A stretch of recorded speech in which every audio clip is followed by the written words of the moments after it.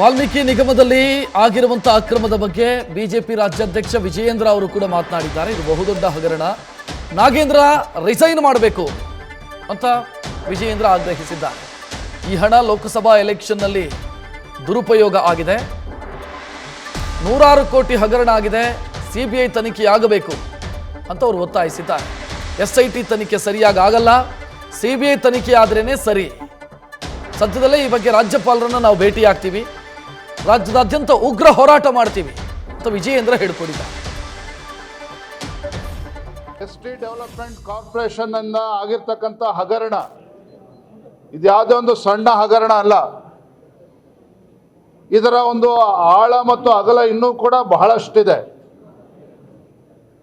ನಾವು ಭಾರತೀಯ ಜನತಾ ಪಾರ್ಟಿ ಈಗಾಗಲೇ ಸಚಿವರು ತತ್ಕ್ಷಣ ರಾಜೀನಾಮೆ ಕೊಡಬೇಕು, ಮಾನ್ಯ ಮುಖ್ಯಮಂತ್ರಿಗಳು ಸಚಿವರಾಗಿರ್ತಕ್ಕಂಥ ನಾಗೇಂದ್ರ ಅವರ ರಾಜೀನಾಮೆನ ತತ್ಕ್ಷಣ ಪಡಿಬೇಕು ಅನ್ನುವ ಆಗ್ರಹವನ್ನು ಮಾಡಿದ್ದೇವೆ. ಇನ್ನೂ ಕೂಡ ಮಾನ್ಯ ಮುಖ್ಯಮಂತ್ರಿಗಳು ಮನಸ್ಸು ಮಾಡಿಲ್ಲ. ಈಗಾಗಲೇ ಅನೇಕ ವಿಚಾರಗಳು ಬಹಿರಂಗಗೊಂಡಿದೆ. ತೆಲಂಗಾಣಕ್ಕೆ ಹಣ ವರ್ಗಾವಣೆ ಆಗಿರ್ತಕ್ಕಂಥದ್ದು, ಫೇಕ್ ಕಂಪ್ನಿಗಳ ಹೆಸರಲ್ಲಿ ಇವತ್ತು ಬ್ಯಾಂಕ್ ಅಕೌಂಟನ್ನು ತೆರೆದು ಇವತ್ತು ಹಣ ಪೋಲಾಗಿರ್ತಕ್ಕಂಥದ್ದು. ನಮ್ಮ ನೇರ ಆರೋಪ ಅಂತ ಹೇಳಿದ್ರೆ, ಲೋಕಸಭಾ ಚುನಾವಣೆ ಸಂದರ್ಭದಲ್ಲಿ ಕಾಂಗ್ರೆಸ್ ಪಕ್ಷದ ಹೈಕಮಾಂಡ್ಗೋಸ್ಕರ ST ಡೆವಲಪ್ಮೆಂಟ್ ಕಾರ್ಪೊರೇಷನ್ ಇದ್ದಂಥ ಹಣವನ್ನು 185 ಕೋಟಿಗೂ ಹೆಚ್ಚು ಹಣವನ್ನು ತೆಲಂಗಾಣಗೆ ಟ್ರಾನ್ಸ್ಫರ್ ಮಾಡಿ ಬೇರೆ ಬೇರೆ ಕಂಪ್ನಿ ಹೆಸರುಗಳಲ್ಲಿ ಅಕೌಂಟನ್ನು ಓಪನ್ ಮಾಡಿ, ಫೇಕ್ ಕಂಪ್ನಿ ಅಕೌಂಟನ್ನು ಓಪನ್ ಮಾಡಿ ಹಣ ಇವತ್ತು ಡ್ರಾ ಆಗಿದೆ, ಲೋಕಸಭಾ ಚುನಾವಣೆಗೆ ದುರುಪಯೋಗ ಆಗಿದೆ, ಈ ಹಣವನ್ನು ಪೋಲ್ ಮಾಡಿಕೊಂಡಿದ್ದಾರೆ. ಇವತ್ತು ಕೇವಲ ಇದು ಸಚಿವರಿಗೆ ಮಾತ್ರ ಸೀಮಿತ ಆಗಿಲ್ಲ, ಇದರಿಂದ ಬಹಳ ದೊಡ್ಡ ದೊಡ್ಡ ಹೆಸರುಗಳು ಕೂಡ ಕೇಳಿ ಬರ್ತದೆ. ಮುಂದಿನ ದಿನಗಳಲ್ಲಿ ಎಲ್ಲವೂ ಕೂಡ ಸತ್ಯಾಂಶ ಹೊರಗೆ ಬರ್ತದೆ. ನಾವು ನೇರವಾಗಿ ಇವತ್ತು ರಾಜ್ಯ ಸರ್ಕಾರಕ್ಕೆ ಒತ್ತಾಯ ಮಾಡ್ತಾ ಇದ್ದೇವೆ. ಈಗಾಗಲೇ ತಡ ಆಗಿದೆ, ತತ್ಕ್ಷಣ SITಯಿಂದ ನ್ಯಾಯಸಮ್ಮತ ಆಗಿರ್ತಕ್ಕಂಥ ತನಿಖೆ ಆಗೋದಕ್ಕೆ ಸಾಧ್ಯ ಇಲ್ಲ. ಇದನ್ನು CBI ತನಿಖೆನೇ ಆಗಬೇಕು. ಈಗಾಗಲೇ ಯೂನಿಯನ್ ಬ್ಯಾಂಕ್ ಆಫ್ ಇಂಡಿಯಾ CBIಗೆ ಪತ್ರ ಬರೆದಿದ್ದಾರೆ. 5 ಕೋಟಿಗೂ ಹೆಚ್ಚು ಹಣ ಇವತ್ತು, 100 ಕೋಟಿ ಹಣ ಇವತ್ತು ಈ ಹಗರಣದಲ್ಲಿ ಇರೋದ್ರಿಂದ CBI ತನಿಖೆ ಆಗಬೇಕು ಅಂತೇಳಿ ಯೂನಿಯನ್ ಬ್ಯಾಂಕ್ ಆಫ್ ಇಂಡಿಯಾನು ಕೂಡ ಪತ್ರ ಬರೆದಿದ್ದಾರೆ. ರಾಜ್ಯ ಸರ್ಕಾರ, ಮಾನ್ಯ ಮುಖ್ಯಮಂತ್ರಿಗಳು ಆತುರವಾಗಿ ಇವತ್ತು SIT ಮಾಡಿರ್ತಕ್ಕಂಥದ್ದು ಈ ಒಂದು ತಮ್ಮ ಕೊಳಕನ್ನು ಮುಚ್ಚಾಕ್ತಕ್ಕಂಥ ಪ್ರಯತ್ನ ಈಗಾಗಲೇ ಶುರುವಾಗಿದೆ. ಭಾರತೀಯ ಜನತಾ ಪಾರ್ಟಿ ಈ ವಿಚಾರದಲ್ಲಿ ಉಗ್ರ ಹೋರಾಟ ಮಾಡ್ತದೆ, ರಾಜ್ಯದಂತ ಹೋರಾಟ ಮಾಡ್ತದೆ. ಸದ್ಯದಲ್ಲೇ ರಾಜ್ಯಪಾಲರನ್ನು ಭೇಟಿ ಮಾಡಿ, ಇದಕ್ಕೆ ನಾವು ಕೂಡ ರಾಜ್ಯಪಾಲರನ್ನ ಭೇಟಿ ಮಾಡಿ ಒತ್ತಾಯ ಮಾಡೋರಿದ್ದೇವೆ. ಈ ರಾಜ್ಯ ಸರ್ಕಾರ ಬಂಡ ಸರ್ಕಾರ ಏನಿದೆ, ಯಾವುದೇ ಕಾರಣಕ್ಕೂ ಇಷ್ಟಕ್ಕೆ ಸುಮ್ಮನೆ ಬಿಡ್ತಕ್ಕಂಥ ಪ್ರಶ್ನೆನೇ ಇಲ್ಲ. ಈ ಒಂದು ಇವತ್ತೇನೋ ಅವ್ಯವಹಾರ ಆಗಿದೆ, ಈ ಸ್ಕ್ಯಾಮ್ ಏನು ನಡೆದಿದೆ, ಒಂದು ತಾರ್ಕಿಕ ಅಂತ್ಯಕ್ಕೆ ನಾವು ತೆಗೆದುಕೊಂಡು ಹೋಗ್ತೇವೆ. ವಿಜಯೇಂದ್ರ ಮತ್ತು ಕುಮಾರಸ್ವಾಮಿ ಅವರು ಮಾತನಾಡಿದ್ದನ್ನು ನೋಡಿದ್ರಿ.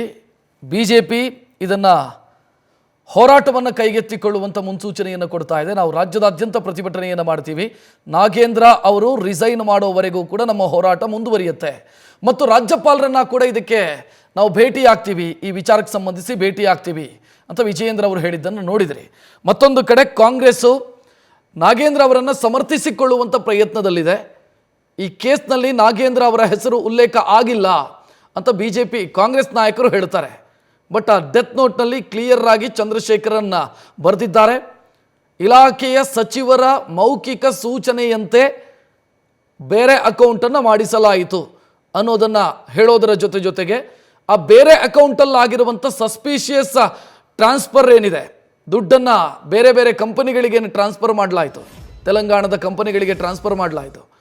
ಅದನ್ನು ನಾನು ಸಚಿವರ ಕಚೇರಿಯ ಗಮನಕ್ಕೆ ತಂದಾಗ, ಸಚಿವರ ಕಚೇರಿ ಸಿಬ್ಬಂದಿ ನಾಗರಾಜ್ ಅವರ ಗಮನಕ್ಕೆ ತಂದಾಗ ಅವರು ಹೇಳಿದರು, ನನಗೆ ಈ ವಿಚಾರವನ್ನು ಗೌಪ್ಯವಾಗಿಡಿ, ಕಾನ್ಫಿಡೆನ್ಷಿಯಲ್ ಆಗಿರಲಿ ಈ ವಿಚಾರ ಅಂತ ಅವರು ಹೇಳಿದರು ಅಂತ ಹೇಳಿರೋದ್ರಿಂದ ಇದರಲ್ಲಿ ನಾಗೇಂದ್ರ ಅವರ ಪಾತ್ರ ಇಲ್ಲ ಅಂತ ಕಾಂಗ್ರೆಸ್ನವ್ರು ಹೆಂಗೆ ಸಮರ್ಥಿಸಿಕೊಳ್ತಾರೋ ಗೊತ್ತಿಲ್ಲ. ಕೇವಲ ನಾಗೇಂದ್ರ ಅವರ ಮೌಖಿಕ ಸೂಚನೆ ಮಾತ್ರ ಅಲ್ಲ, ಅಕ್ರಮ ಆಗಿದೆ ಅನ್ನೋದನ್ನು ಸಚಿವರ ಕಚೇರಿಯ ಗಮನಕ್ಕೆ ತಂದಾಗಲೂ ಕೂಡ ಸಚಿವರ ಕಚೇರಿ ಅದನ್ನು ಗೌಪ್ಯವಾಗಿಡಿ, ದುಡ್ಡು ವಾಪಸ್ ಬರುತ್ತೆ ಅಂತ ಭರವಸೆ ಕೊಡುತ್ತೆ ಒಬ್ಬ ಮೃತಪಟ್ಟಂಥ ಅಧಿಕಾರಿಗೆ ಆ ಸಂದರ್ಭದಲ್ಲಿ ಅಂತಂದರೆ ಅರ್ಥ ಏನು ಅನ್ನೋದು ಪ್ರಶ್ನೆ. ಅಂದರೆ ಸಚಿವರ ಗಮನಕ್ಕೆ ಇದ್ದೇ ಸಚಿವರ ಕಚೇರಿಯ ಗಮನಕ್ಕಿದ್ದೇ ಆ ಅಕ್ರಮ ಆಗಿದೆ. ಇಲ್ಲ ಅಂತಾದರೆ ಗೌಪ್ಯವಾಗಿಡಿ ಅಂತ ಹೇಳ್ತಾರೆ ಅಂತಂದರೆ ಏನು ಕಾರಣ ಅನ್ನೋದು ಬೇಕಲ್ಲ. ಕಾಂಗ್ರೆಸ್ ಇಲ್ಲಿ ಸಮರ್ಥಿಸಿಕೊಳ್ಳೋದಿದೆಯಲ್ಲ, ಒಂಥರ ಕಾಮಿಡಿ ಸಮರ್ಥನೆ. ಕಾಂಗ್ರೆಸ್ ನಾಗೇಂದ್ರ ಅವರನ್ನು ಸಮರ್ಥನೆ ಮಾಡಿಕೊಳ್ತಾ ಇರೋದು. ನ್ಯೂಸ್ ಫಸ್ಟ್ ನಿರ್ಭೀತಿಯಿಂದ ನಿಮ್ಮ ಪರವಾಗಿ.